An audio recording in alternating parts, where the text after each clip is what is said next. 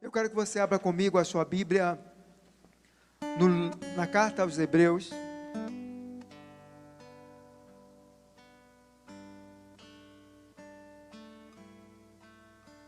Na carta aos Hebreus, capítulo 12.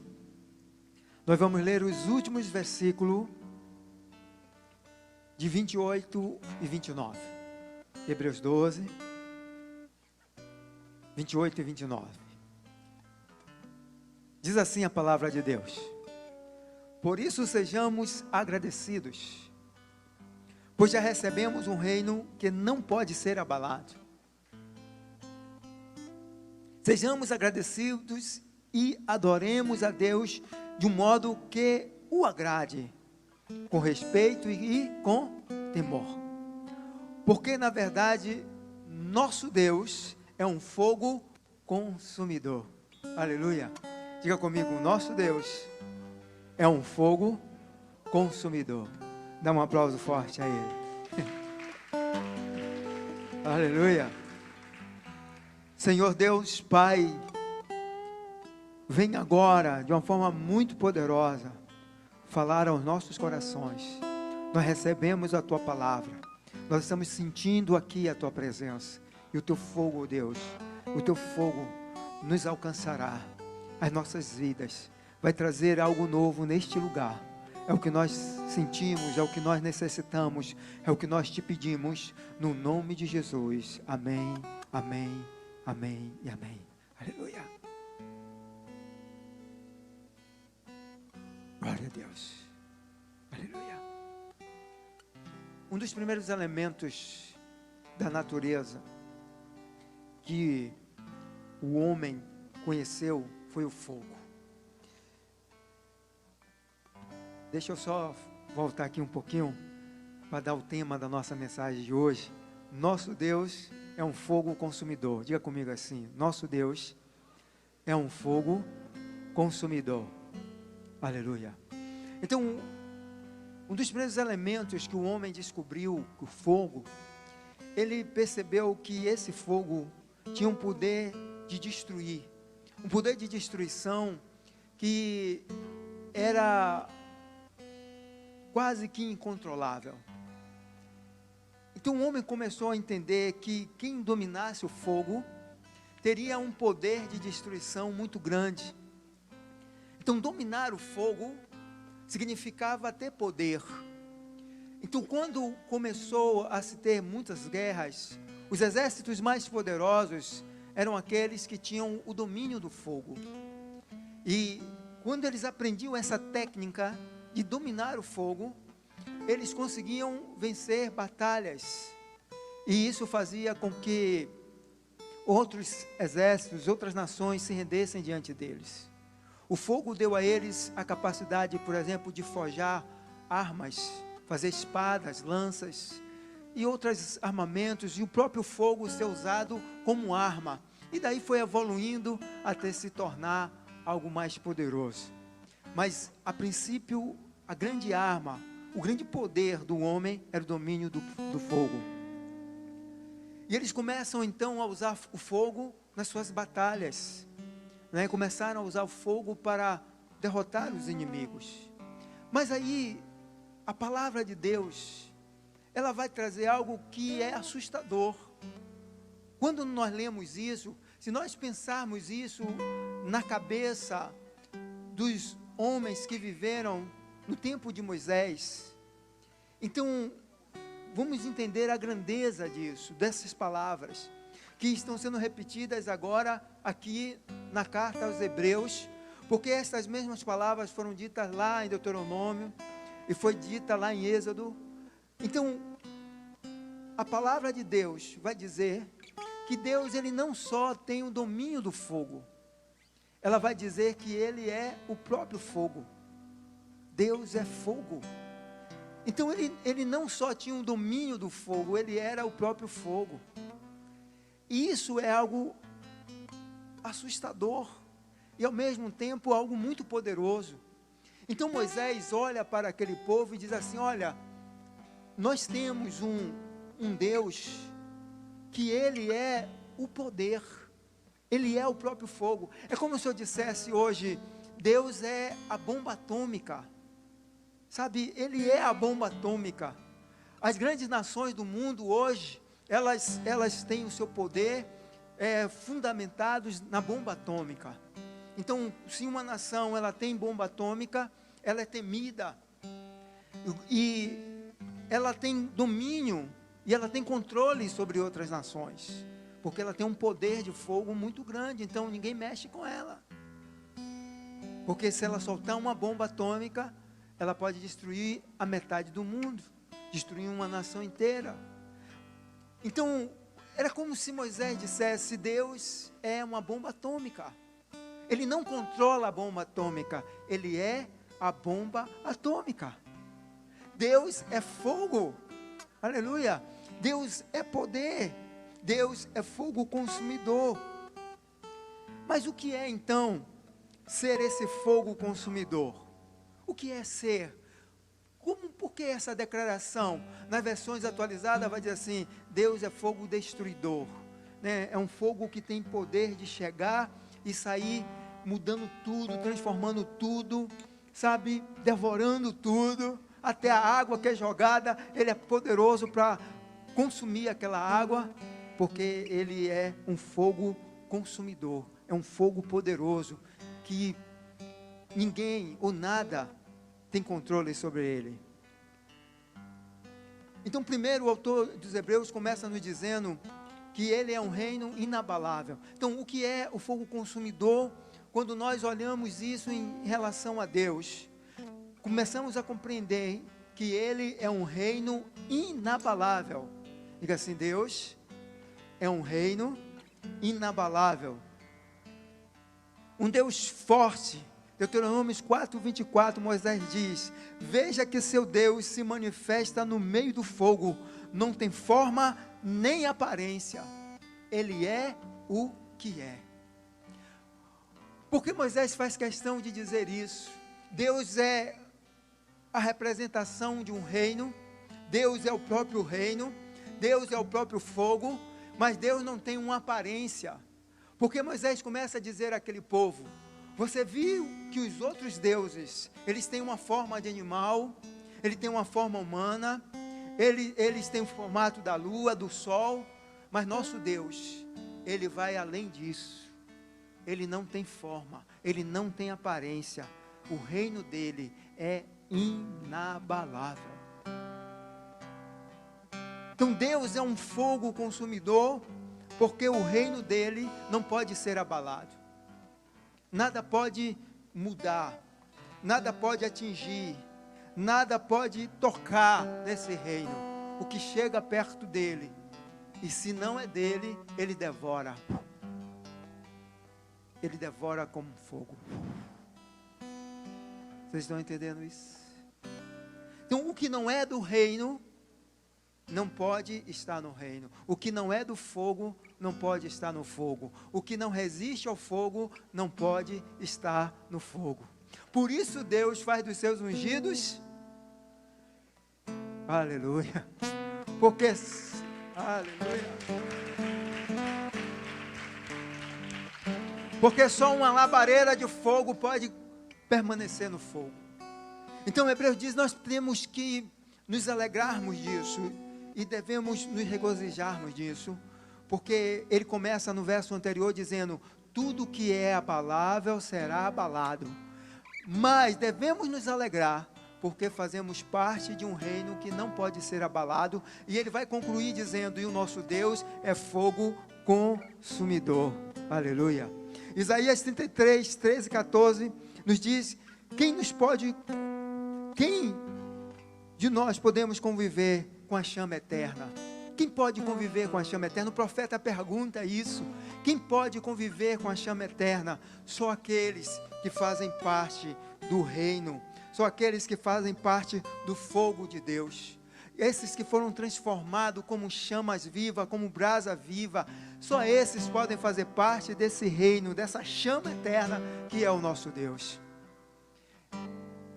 Então, o Deus como fogo consumidor, precisamos entender primeiro que Ele é esse reino, um reino inabalável, um reino que não pode ser confundido, um reino que quando você olha, você vê, você sabe o que ele é, quem ele é.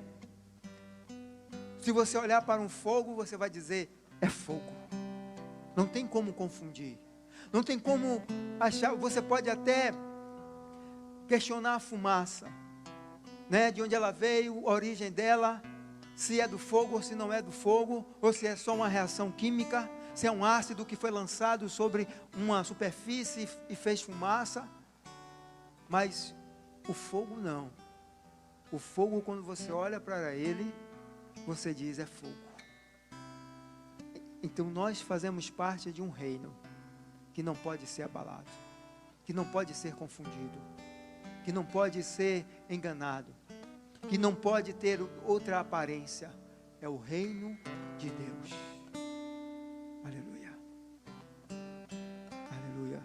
Mas o que quer dizer ser esse fogo consumidor? Segundo, o fogo simboliza a santidade, o que é puro. A nossa irmã acabou de dizer aqui, fogo não tem cheiro. O fogo, ele é puro. Ele é extremamente puro. Hebreus 10, 27 diz, Deus é um fogo ardente para consumir todos os seus inimigos.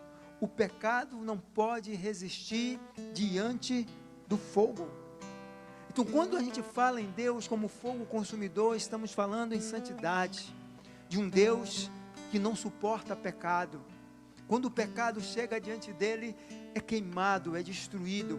Não pode existir Deus e pecado. Não pode existir santo e profano. Não existe essa mistura. O fogo não se mistura. O fogo, ele não se associa. Aonde ele chega, ele queima. Então há uma purificação, uma santificação feita pelo fogo. Em 2 Crônicas 7:10, a Bíblia diz que quando Salomão coloca no altar o sacrifício, o fogo vem e ele consome todo o holocausto. E depois que ele faz esta limpeza, que ele recebe a oferta, a Bíblia diz então que a glória de Deus vem.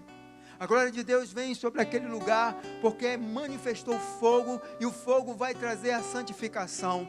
Quem tem o fogo de Deus, anda em santificação. Por isso é necessário que esse fogo, ele arda dentro de você, que ele queime dentro de você, para que ele te leve a um processo de purificação. Malaquias capítulo 3, vai dizer que esse fogo é como o ourives, o fogo do ourives, que ele vai queimar o ouro, até que esse ouro esteja completamente limpo de toda impureza. Então, ser fogo consumidor significa levar aqueles que estão com ele à santidade, queimar o pecado, destruir o mal. Mas também Deus é fogo para destruir o mal, para destruir o diabo. Por isso, quando tem um diabo na vida de uma pessoa e chega um homem santo, uma mulher santa, ele não resiste, porque o fogo de Deus consome o pecado, consome Satanás. Aleluia. Você não pode ter fogo de Deus e ao mesmo tempo carregar a imundície do pecado, porque o fogo arderá e ele queimará todo o pecado. Vocês já perceberam que um crente desviado, ele não se encontra? Eu não sei quantos já conheceram um crente desviado. A pior coisa no mundo é você ser crente desviado, porque você está no mundo, mas você não se sente bem com o mundo, dá vontade de largar aquilo ali, e você está na igreja e ao mesmo tempo quer voltar. Então você é um tição, é uma brasa apagada, porque você já foi queimado pelo fogo, e você leva a marca do fogo. Então o seu lugar é estar no fogo, é estar sempre no caminho de Deus, crescendo em santidade, para que esse fogo do Senhor consuma, destrua cada pecado, cada erro, cada coisa ruim que há dentro de você. Satanás, quando via Jesus, ele dizia: você já veio me atormentar. E a Bíblia diz que o tormento do diabo seria feito com fogo. Então, todas as vezes que Satanás via Jesus, ele lembrava da chama eterna, que não se apagará. Ele dizia: você já veio me atormentar. Então o fogo simboliza a santidade, a pureza de Deus. Quando Deus queima o fogo dele em nós, ele nos leva a uma santidade. Um crente que é avivado, um crente que é queimado por este fogo, ele caminha para a santidade. A cada dia que passa, ele vai se deixando queimar pela presença do Espírito e vai se renovando, se purificando até se tornar santo. A palavra de Deus diz: até se tornar como o sol do meio-dia. Isso é um processo. Esse fogo vai te queimando, te queimando, te queimando, e você vai a cada dia se tornando melhor. A cada dia. Alguns são muito largados, e aí deixa o fogo queimar logo, já entra no mistério, na santidade de Deus. Outros ainda resistem um pouco mais, é tipo uma lenha verde, uma lenha molhada, mas o fogo está ali queimando. Eu quero te dizer que o fogo está aí te queimando, até você se tornar santo, extremamente santo. Aleluia. Isso é tão forte, esse processo de santidade. 1 Coríntios capítulo 15 diz que quando nós morremos, Deus vai dar para nós um corpo glorificado. Corpo glorificado quer dizer corpo de fogo. Um fogo que será como uma chama, será como uma luz, que poderá caminhar nas mesmas proporções de Deus, no mesmo espaço, na mesma dimensão, porque esse corpo que está aqui não poderá habitar junto do Deus que é todo poderoso, que é um fogo consumidor. Então o processo do fogo consumidor é te purificar e te levar a um caminho de santidade, e a cada dia sair queimando o que não presta em você, até você se tornar perfeito como uma joia, como um ouro puro, uma prata pura diante do Senhor. Já ouvi uma ilustração muito interessante, que diz que o ourives, quando vai preparar algo com a prata, ele vai colocando ela no fogo, vai tirando a impureza, vai colocando no fogo, tirando a impureza. E como é que ele sabe que ela está boa? Quando ela reflete o rosto do ourives. Sabe quando nós vamos ficar bom? Quando olharem para Deus, olhar para nós e dizer: uau, eu estou me vendo em você. Até chegar a esse nível, Deus vai olhar e vai nos ver. Deus vai olhar para nós e vai ver Cristo em nós, porque seremos purificados pelo esse fogo consumidor. Aleluia. Mas o que é esse fogo consumidor? Esse fogo consumidor também simboliza a paixão, simboliza um amor que queima e arde. Deus é esse fogo, essa paixão que queima e arde. Deus é esse fogo abrasador. Sabe, essa paixão que nos envolve, nos devora, nos consome, nos possui. Deus é esse fogo. Você já observou isso? Quando você cai, quando uma pessoa cai no fogo, não tem jeito. O fogo abraça ela, envolve e transforma ela em uma chama viva. Uau! Então o fogo, Deus é esse fogo, essa paixão sem limite, essa paixão que nos devora, que nos consome, que nos abraça. Deus é esse fogo. Por isso a morte da cruz é traduzida como paixão, a paixão de Cristo. Por que paixão?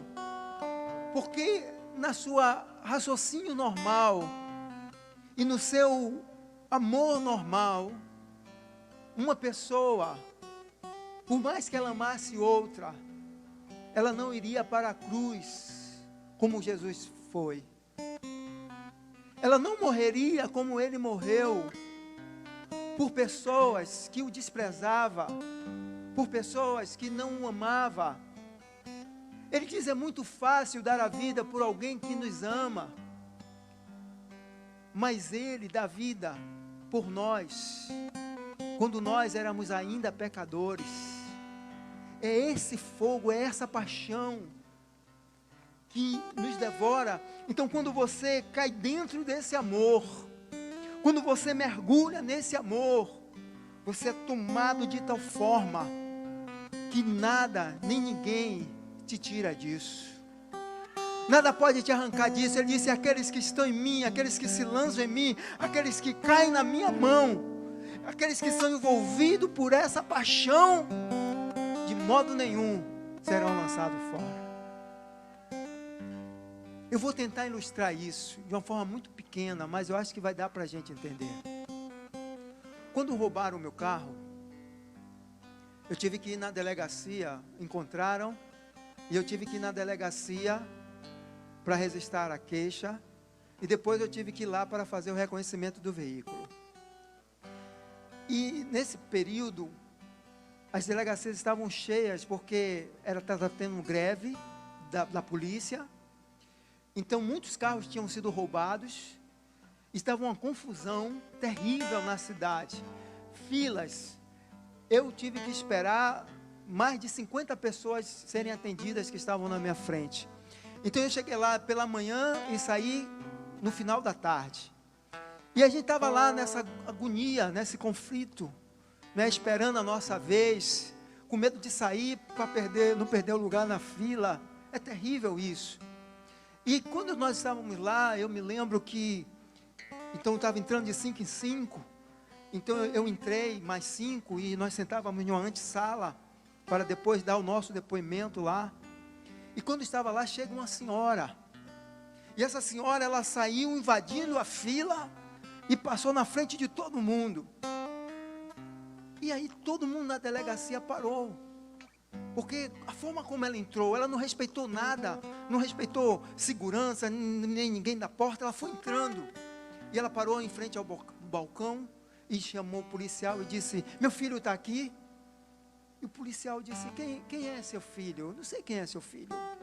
E ela deu o nome do menino, e ele disse, não, esse rapaz não está aqui não. Ele disse, por que prenderam ele? Eu estou procurando meu filho. Ele disse, olha, a senhora vai em tal... E começou a dar o nome de várias delegacias. E ela disse, eu já fui nessa, também já fui nessa. Aí ele deu um nome, nós estávamos no Iguatemi, e ele deu o endereço de uma delegacia na Baixa do Fiscal. Quem conhece Salvador, sabe que eu estou falando de uma distância muito grande. Você está na Pituba, praticamente, e lá para o subúrbio. E ela disse, ele está lá? Ele disse, não sei dizer a senhora, porque a gente não está registrando no sistema, mas provavelmente sim, pelo que a senhora está me dizendo, ele foi levado para lá. E ela disse, eu vou lá ver meu filho. E aí ela foi saindo, o policial olhou para ela e disse, e a senhora vai para lá como? Ela disse, eu vou andando, mas eu vou lá buscar meu filho. Aí um moço se levantou e disse a ela, pega um táxi, minha senhora. Ela disse, eu não tenho dinheiro nem para pegar ônibus, meu amigo, quanto mais pegar táxi. Quando essa mulher disse isso, moveu uma compaixão naquele lugar. Todos nós que estávamos ali, metemos a mão no bolso e fomos dando dinheiro a ela.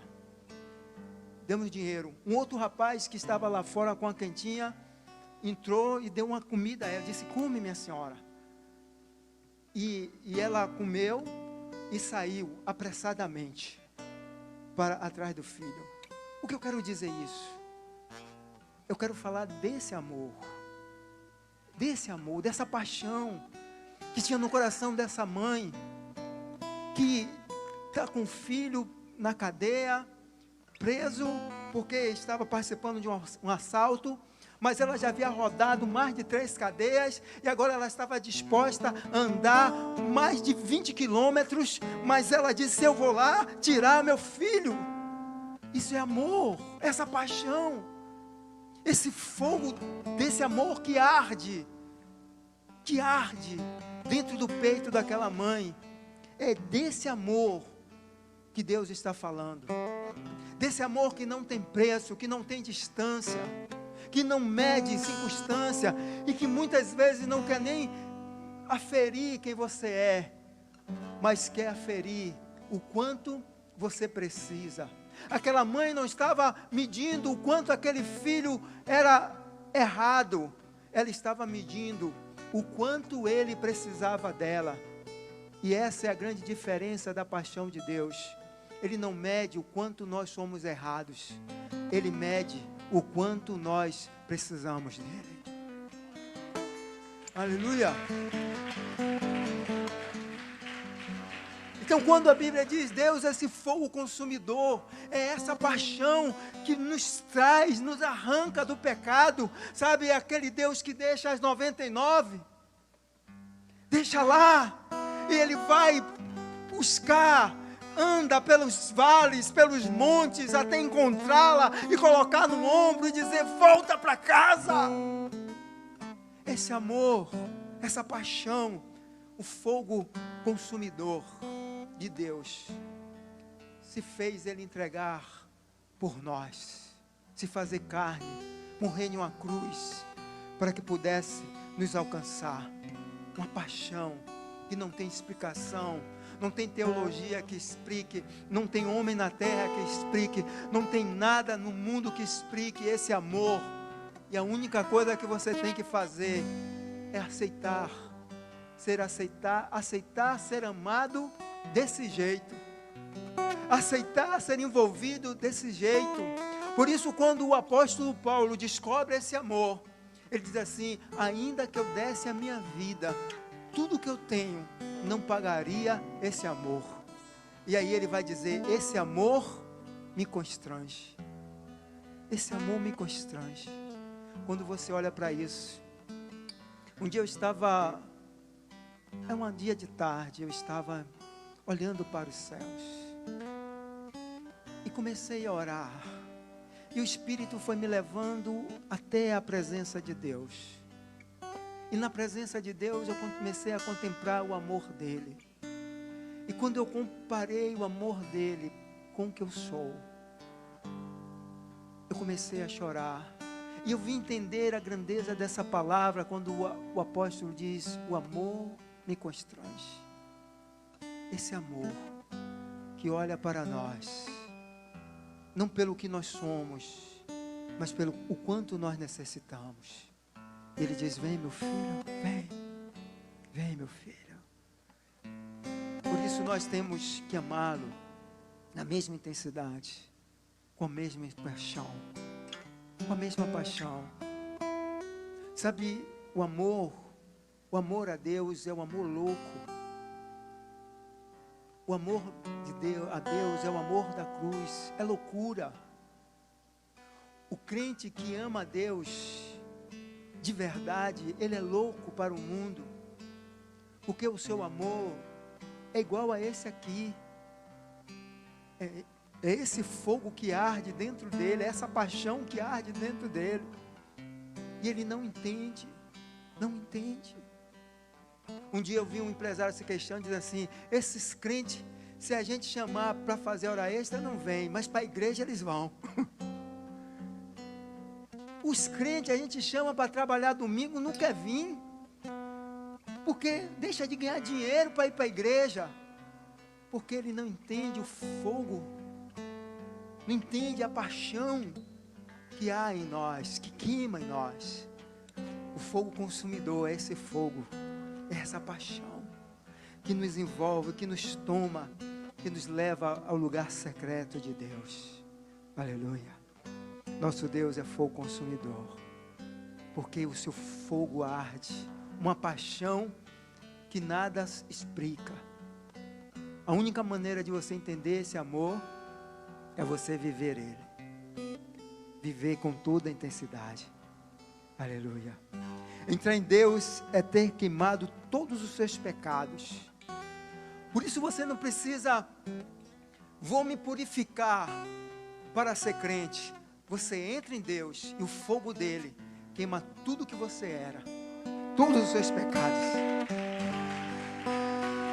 Aleluia. mas também é ser abrasado por este amor, incendiado, tomado, aquecido, envolvido por esse amor. Quero te dizer nesta noite que esse fogo vai queimar todo o mal, tudo que se levanta também contra você, como está escrito lá em Isaías 13, tudo que for seu inimigo, tudo que for inimigo do fogo, Deus queimará. Tudo que destrói a sua santidade, tudo que destrói a sua comunhão, o fogo de Deus queimará. Falando de tudo. Ah, minha dívida está impedindo minha comunhão com Deus. Deus vai queimar a sua dívida. Essa enfermidade, Deus vai queimar. Essa preocupação, Deus vai queimar. Sua timidez, Deus vai queimar. O diabo está na minha casa, Deus vai queimar. Aleluia! Deus vai purificar a sua vida e trazer um novo tempo. Todas as vezes que o fogo passa, e todo lugar em que o fogo vai, Ele traz algo novo. Observe isso. Quando a gente quer comer uma comida nova, o que é que a gente faz? Acende o fogo. E todas as vezes que o fogo é acendido, algo novo acontece. Até a comida velha se torna nova diante do fogo. Aleluia. Deus vai trazer algo novo, porque o fogo dele vai consumir. E até o que for velho vai ser renovado diante do fogo de Deus. Aleluia. Fica de pé, eu quero orar com você. Aleluia.